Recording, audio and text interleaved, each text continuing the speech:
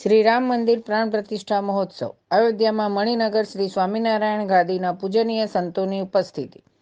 શ્રી સ્વામિનારાયણ સંપ્રદાયના પાયાથી આરંભીને અયોધ્યા અને રામ જન્મભૂમિ સાથેનો આત્મીય નાતો રહ્યો છે. તેથી પણ આગળ કહીએ તો શ્રી સ્વામિનારાયણ ભગવાનના ગુરુ રામાનંદ સ્વામી પણ અયોધ્યામાં પ્રગટ થયા હતા. તેથી અયોધ્યા અને રામ જન્મભૂમિ તે સંબંધ તો સંપ્રદાયના પૂર્વકાળથી ચાલ્યો આવ્યો છે. પૂર્ણ પુરુષોત્તમ શ્રી સ્વામિનારાયણ ભગવાન જ્યારે શ્રી ઘનશ્યામ મહારાજ રૂપે બાળલીલા કરતા હતા ત્યારે અયોધ્યામાં નિવાસ કરીને રહ્યા.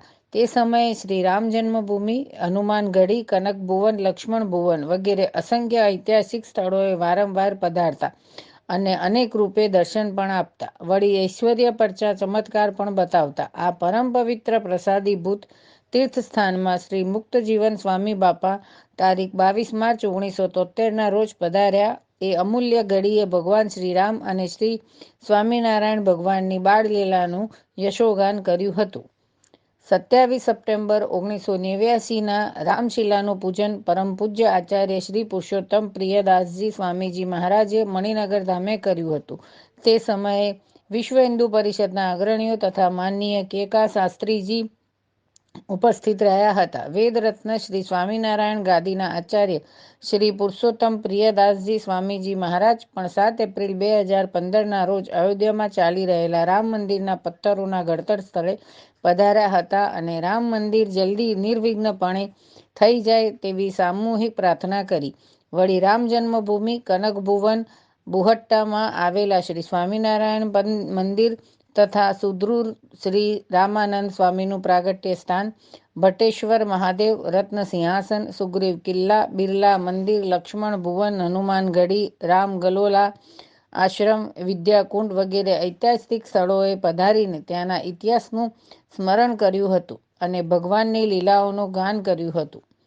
કે.એસ. સુદર્શનજી આરએસએસના પ્રેસિડેન્ટ અને અશોક સિંઘલજી વિશ્વ હિન્દુ પરિષદના પ્રેસિડેન્ટનું 30 જુલાઈ 2000ના રોજ ન્યૂજર્સીના શ્રી સ્વામિનારાયણ મંદિરે શ્વેત સાફો પહેરાવીને ખૂબ જ જાજરમાન સન્માન કર્યું હતું. સુપ્રીમ કોર્ટના ચુકાદા પછી અયોધ્યામાં ચાલી રહેલા રામ મંદિર નિર્માણ પ્રસંગે મણિનગર શ્રી સ્વામિનારાયણ ગાદી સંસ્થાન તરફથી જ્ઞાન મહોદધિથી સ્વામિનારાયણ ગાદીના આચાર્ય શ્રી જીતેન્દ્રિય પ્રિયદાસજી સ્વામીજી મહારાજે આરએસએસના વડા શ્રી મોહન ભાગવતના વરદ હસ્તે તારીખ 27 જાન્યુઆરી 2021ના રોજ માતબર દાન કર્યું હતું.